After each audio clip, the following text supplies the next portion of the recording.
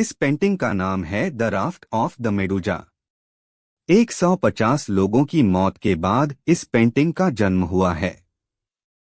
जी हाँ, इस पेंटिंग में आप समुद्र के बीचों बीच जिस लकड़ी की राफ्ट पर मरे तड़पते लोग को देख रहे हो ना, वो असली घटना है जो अटलांटिक ओशियन के इस हिस्से में घटी थी, जहां 150 लोगों ने इस लकड़ी के ढांचे पे दिन रात मौत का सामना किया। और सबसे शॉकिंग बात क्या है पता है? इन लोगों की जान इसीलिए गई क्योंकि कुछ अमीरों को थकान हो रही थी। वेल दोस्तों, आज के इस वीडियो में हम इतिहास के एक ऐसे कहानी के बारे में बात करने वाले हैं जो आपके रूह को कपा दे। तो हेलो गाइस, चलिए शुरू करते हैं एक और नए एपिसोड को। दोस्तों, साल 1816 यूरोप की जमीन पर एक अजीब सी शांति थी। लेकिन यह शांति जीत के बाद वाली नहीं बल्कि हार और थकान के बाद वाली थी, क्योंकि नेपोलियनिक वॉर्स फाइनली खत्म हो चुके थे। पर नेपोलियन गद्दी से हट चुका था और बर्बन मोनार्की वापस आई थी। फ्रांस ने एक बार फिर अपने राजा को गद्दी पर बिठा दिया, लेकिन अंदर ही अंदर एक पुरानी बीमारी जिंदा थी, पॉलिटिकल एरोगेंस का। इस एरोगेंस का नतीजा था एक symbolic royal expedition West Africa के सेनेगल कंट्री के लिए, जिसके जरिए फ्रांस दुनिया को यह मैसेज देना चाहता था कि we are back in power. और इस मिशन का लीडिंग वेसल था एक French naval warship La Meduse. अब नाम रॉयल था, शिप पावरफुल थी, लेकिन लीडरशिप वही सबसे वीक थी। ला मेडूसे सिर्फ एक वॉरशिप नहीं थी, इस पे सोल्जर्स, साइंटिस्ट, सिविल सर्वेंट्स और आर्टिस्ट्स सब साथ में सफर कर रहे थे। अराउंड 400 लोग जो अफ्रीका के इस हिस्से सेनेगल में एक नए कॉलोनी सेटअप के लिए भेजे गए थे, और उन सबकी जिंदगी एक आदमी के हाथ में थी, कैप्टन ह्यूगस डुरॉय दे चोमरिस। नाम नोवेल था लेकिन एक्सपीरियंस जीरो। उसने पिछले 20 सालों में एक भी शिप कमांड नहीं किया था।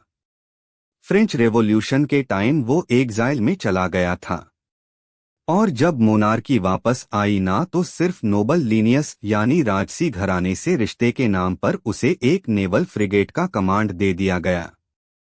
17 जून 1816 को मेदूसा ने फ्रांस के रोज फोर्ट से सेल उठाया, साथ ही 3 और शिप्स लॉयर, आर्गिस और एक को। सफर शुरू हुआ। सभी यात्रियों के चेहरे पर अपने नए घर, एक नई दुनिया बसाने की खुशी थी। लेकिन सफर के केवल कुछ ही दिनों में कैप्टन चोमर्स ने एक ऐसा डिसीजन लिया जिसने मिशन की डायरेक्शन ही बदल दी। उसने मेडूसा को बाकी कॉन्वॉय से अलग कर दिया। मतलब कि जो शिप बाकी 3 शिप्स को लीड और किसी सडन डेंजर से प्रोटेक्ट करने का काम कर रही थी ना, उसी के कैप्टन ने डिसाइड किया कि वो इन सबसे अलग आगे तेजी से बढ़ेगा। इस डिसीजन के पीछे लॉजिक था उन 3 शिप्स को समुद्र में पीछे छोड़कर अपने जंगी जहाज को दौड़ाना और लोगों को दिखाना कि मुझसे बढ़िया कैप्टन तो दुनिया में है ही नहीं। वैसे आपको लग रहा होगा कि इससे तो उन 3 जहाज़ों लॉयर, आर्गस और एक को काफी परेशानी हुई होगी, क्योंकि अगर लीडर ही बीच रास्ते में छोड़कर भाग जाए तो कोई मंजिल तक सही सलामत थोड़ी ना पहुंच सकता है। लेकिन इस कहानी में उल्टा होता है, क्योंकि यहाँ उस बिना एक्सपीरियंस वाले जंगी जहाज के कैप्टन का साथ छोड़ने से इन 3 जहाज़ों पर टल रहा मौत का साया टल गया। अब इन जहाज़ों को पीछे छोड़कर आगे बढ़ चुका लादूसा के कैप्टन चोमरेज ने सफर को और जल्दी खत्म करने के लिए एक शॉर्टकट लेने का सोचा, जो था कोस्ट लाइन के पास के कम गहरे पानी से होकर जाना। देखो, experienced sellers usually deep sea का सफर रूट लेते थे, लेकिन चोमारेज ने शिप को बे ऑफ आर्गुइन के शैलो कोस्ट लॉटर्स में घुसा दिया। यह रीजन खतरनाक था। Hidden sand banks, unpredictable tide से भरा। ऊपर से इन इलाकों के उस समय एक्यूरेट मैप्स भी मौजूद नहीं हुआ करते थे। और उसने एक और गलती की, नेविगेशन का जिम्मेदार बनाया एक फिलोसोफर को। हाँ, आपने सही सुना, एक फिलोसोफर जॉन रिचरफोर्ड को, जिसका सी नेविगेशन में कोई भी एक्सपीरियंस नहीं था। प्रोफेशनल नेविगेटर्स को इग्नोर करके एक एमेच्योर को कंपास दे देना एक अपने आप में जानलेवा कदम साबित होने वाला था। 2 जुलाई 1816 सुबह का समय था। मेदुसा एकदम शांत समुद्र में ग्लाइड कर रही थी। हर तरफ सुकून था, जैसे कुछ होने ही वाला नहीं। और तब एक जोरदार झटका लगा। शिप एक समुद्री चट्टान से टकरा गई, जिस चट्टान ने शिप के बॉटम को फंसा लिया। पैनिक में कैप्टन ने बैरल्स, एक्स्ट्रा सप्लाई और कार्गो को समुद्र में फेंकने का आर्डर दे दिया ताकि शिप हल्का हो जाए। लेकिन सबसे हैवी चीज 14 कैनन्स शिप पे ही छोड़ दिए गए। कैप्टन ने कहा, these are symbols of French pride. लेकिन यह प्राइड प्रैक्टिकल सोच पर भारी पड़ गया, क्योंकि अब पूरी शिप में चट्टान से बने होल के जरिए पानी भर रहे थे। इसीलिए सबसे बेस्ट ऑप्शन था शिप को यहीं पर छोड़ देना। लेकिन अब एक और प्रॉब्लम सामने आती है। प्रॉब्लम थी इवाक्यूएशन की। शिप पे 6 लाइट बोट्स थी, सिर्फ 250 लोगों के लिए। बाकी के 150 लोगों के लिए एक जॉइंट वुडन राफ्ट बनाई गई थी, 20 मीटर लंबी और 7 मीटर चौड़ी। यह राफ्ट कार्गो ले जाने के लिए डिजाइन की गई थी, ना कि ह्यूमंस के लिए। जब लोग उस पे चढ़ने लगे तो वह इमीडिएटली डूबने लगी। फिर भी उसे किसी तरह खाने पीने की सप्लाई को समुद्र में फेंककर तैरने की कोशिश की गई। अब प्लान यह था कि लाइफ बोट्स उस राफ्ट को रोप्स के जरिए कोस्ट तक टो करेंगे। लेकिन कुछ घंटों में ही सब कुछ कंट्रोल से बाहर हो गया। लाइफ बोट्स में जो एलाइट पैसेंजर्स थे, कैप्टन चोमारेस का परिवार, सीनियर ऑफिसर्स, उन्होंने पैनिक में डिसीजन लिया कि राफ्ट को बीच समुद्र में ही सभी 150 लोगों के साथ छोड़ दो, क्योंकि वो हमें भी धीमा कर रहे हैं और इन छोटी लाइफ बोट्स पर चप्पू चलाकर थोड़ी ना हम जैसे ऑफिसर्स इन गरीब कॉलोनिस्ट्स को खींच कर ले जाएंगे। और मैं मजाक नहीं कर रहा, क्योंकि उन्होंने बिल्कुल यही किया भी। कोई सिग्नल नहीं, कोई कमांड नहीं कि बस 150 लोगों की जिस राफ्ट को इन लाइफ बोट से बढ़ाया गया था, वो रस्सी चुपचाप काट दी गई और राफ्ट समुद्र के बीचों बीच छोड़ दी गई, जिस पे मौजूद वो 150 लोग पहले सोच रहे थे कि शायद लाइफ बोट्स को कोई जहाज या हेल्प नजर आई होगी, जिसके चलते उन्होंने रोप काट दी ताकि वह तेजी से हेल्थ की ओर जा सके और सभी को बचा सके। पर उन मासूम लोगों को क्या पता था कि फ्रांस के इन अमीरों के हाथ में चप्पू चलाने से हुए दर्द से वो इतना परेशान हो गए थे कि उन्होंने इन्हें मरने के लिए बीच समुद्र में ही छोड़ दिया था। जब रात हुई और कोई भी रेस्क्यू लाइट होरिजन पर नहीं दिखी तो सबको समझ में आ गया कि हम अबेंडन कर दिए गए हैं। राफ्ट अब समुद्र के बीच बिल्कुल अकेली थी। ना सेल, ना कंपास, ना कोई डायरेक्शन, चारों तरफ सिर्फ नीला पानी था। लेकिन यह पानी जीवन का नहीं बल्कि मौत का था। नीचे समुद्र की गहराई थी, ऊपर से धूप इतनी तेज कि आंखों में जलन होने लगी। राफ्ट के वुडेन प्लांट्स अब पूरी तरह से पानी में सोख हो चुके थे। ज्यादातर लोग घुटनों तक पानी में खड़े थे। हर वेव राफ्ट के नीचे घुसकर उसे तोड़ने की कोशिश कर रही थी, जैसे हर सेकंड राफ्ट भी डिसाइड कर रही हो कि कब इंसान उसे छोड़ दे। उस रात समुद्र ने अपना असली रूप दिखाया। अचानक एक तूफान आया। राफ्ट का कोई बैलेंस सिस्टम नहीं था, ना कोई सेल, सिर्फ लूजली बंधी हुई रोप्स और 150 लोग एक दूसरे से चिपक कर बैठे हुए थे। वेव्स राफ्ट के नीचे से टकरा रही थी। कुछ लोगों के हाथ फिसल गए, कुछ पानी में खींच लिए गए। सुबह हुई और पहली गिनती हुई।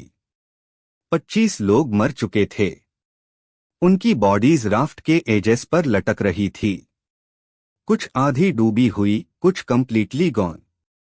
बचे थे 125 और उनके पास था एक वाइन बैरल, कुछ बिस्किट क्रम्स, थोड़ा पानी और एक दूसरा इमोशन जो राफ्ट के हर कोने में फैल गया था। फियर। जो लोग जिंदा बचे थे उनका स्ट्रगल अभी शुरू हुआ था। लेकिन अमीरों की शायद भगवान किस्मत भी फुर्सत से लिखते हैं।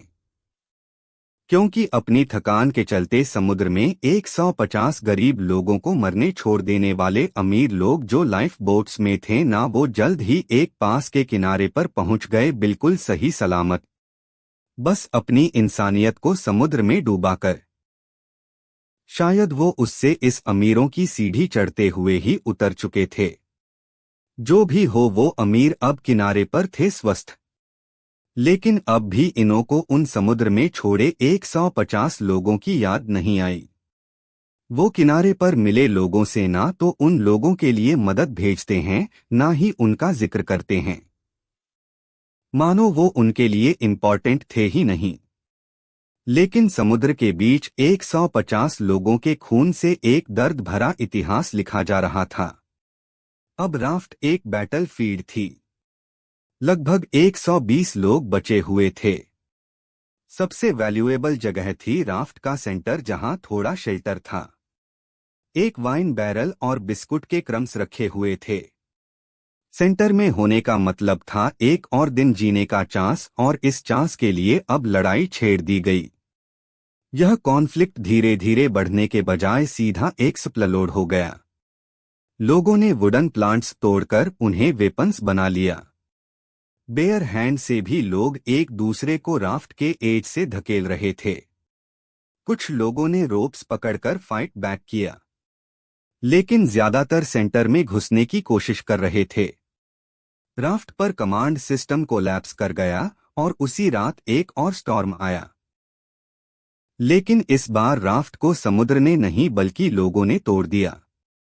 कुछ लोगों ने वाइन बैरल तोड़ दिए, कुछ पागल हो गए। उसी रात एक और हॉरिफाइंग मोमेंट हुआ जो ऑफिशियल रिकॉर्ड्स में नहीं मिलता, लेकिन सेवेग्नी के प्राइवेट नोट्स में लिखा है। राफ्ट पर एकमात्र औरत थी। कुछ लोगों ने उसे उठाकर समुद्र में फेंक दिया। कोई कुछ नहीं बोला। सेवेग्नी ने उसके पीछे जंप करके उसे बचा लिया। लेकिन उस इंसिडेंट के बाद राफ्ट पर एक और साइलेंस छा गया। एक ऐसा साइलेंस जो इंसानियत के छोड़े जाने का सिग्नल था। अगले 48 घंटों में भूख, प्यास और लड़ाई में घायल होने से 60 लोग और मर गए। राफ्ट अब सिर्फ गीले लकड़ों, सॉगी बॉडीज और वाइन बैरल्स का एक डिस्टर्बिंगली क्वाइट सीन था। इस दौरान सूरज की कड़ी धूप और आधी पानी में डूबी इस राफ्ट में पूरी तरह गीले बैठे लोग वातावरण से भी बीमार होकर मर रहे थे। तीसरे दिन भूख ने अपना असली रूप दिखाया। बिस्किट क्रम्स खत्म हो चुके थे। पानी के बैरल्स पहले ही समुद्र में गिर चुके थे। कुछ लोग अपने कपड़ों के टुकड़े चबा रहे थे। यह डिस्प्रेशन का वो पॉइंट था जहां ह्यूमन लॉजिक फेल हो जाता है। सिर्फ जिंदा रहना ही प्राइमल डिजायर बची रहती है। और फिर रात आई, जब एक और लाइन क्रॉस हो गई, कैनिबलिज्म। सेवगनी के वर्ड्स में जो लोग रात में मरे उनकी लाशें राफ्ट पर रह गई। कुछ ने उनका मांस काटा बिना सोचे समुद्र के पानी से साफ करके खा लिया।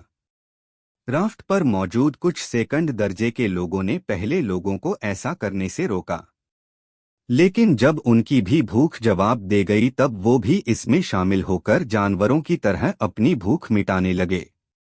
यह अब सिर्फ सर्वाइवल का टेस्ट नहीं था, बल्कि यह एक मोरल कोलैप्स बन गया था। चौथा दिन राफ्ट के पास से एक शो ऑफ फ्लाइंग फिश गुजरा। कुछ फिशेस राफ्ट पर गिर गई। लोगों ने हाथों से पकड़कर एक बैरल के अंदर छोटी सी आग जलाई और फिश रोस्ट की। लेकिन सेविग्नी के मुताबिक फिश बहुत कम थी, इसलिए उन्होंने कुक्ड मीट में थोड़ा ह्यूमन फ्लैश मिला दिया ताकि क्वांटिटी बढ़ सके। पांचवें दिन तक सिर्फ 29 लोग बचे थे और अब वाइन बैरल के लिए जंग छिड़ गई। जब कुछ लोग चुपके से पीने की कोशिश करते हुए पकड़े गए, उन्हें तुरंत समुद्र में धकेल दिया गया। सातवें दिन ऑफिसर्स ने एक और हार्ड डिसीजन लिया। उन्होंने 12 लोगों को आइडेंटिफाई किया जो या तो एक्सट्रीमली वीक थे या बेहाल थे। उनके लिए राशंस बंद कर दिए गए। जब उन्होंने मांगा, चिल्लाए या गिड़गिड़ाए तो उन्हें अटैक करके या समुद्र में धकेलकर मार दिया गया। राफ्ट पर अब कोई भी सिंपथी नहीं बची थी। समुद्र भी राफ्ट को 13 दिन तक अपने साथ खींचता रहा। हर दिन एक एक करके लोग गिरते रहे। कई लोगों ने हिम्मत छोड़ दी, कई दूसरों के हाथ मारे गए। राफ्ट पर अब कोई भी कमांड नहीं थी, कोई वॉइस नहीं थी, सिर्फ इस फ्लोटिंग ग्रेव का एक साइलेंस।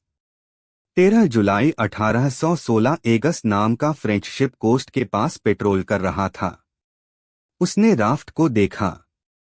सर्वाइवर्स ने कपड़े हिलाए, चिल्लाए और फाइनली उनकी आवाज सुनी गई। जब रेस्क्यू हुआ राफ्ट पर सिर्फ 15 लोग जिंदा थे। उनमें से भी 5 लोग को पर पहुंचते ही मर गए थे। राफ्ट के फाइनल अकाउंट सिर्फ 10 लोगों ने दिए। उनमें से कुछ कभी दोबारा समुद्र नहीं गए, कुछ ने लिखना शुरू कर दिया, कुछ चुप हो गए। लेकिन एक बात सब में कॉमन थी, उन्होंने एक ऐसी वर्ल्ड देखी थी जो किसी भी हिस्ट्री बुक में कहीं नहीं मिलती। पार्ट 2 के लिए वीडियो को लाइक और चैनल को सब्सक्राइब करें।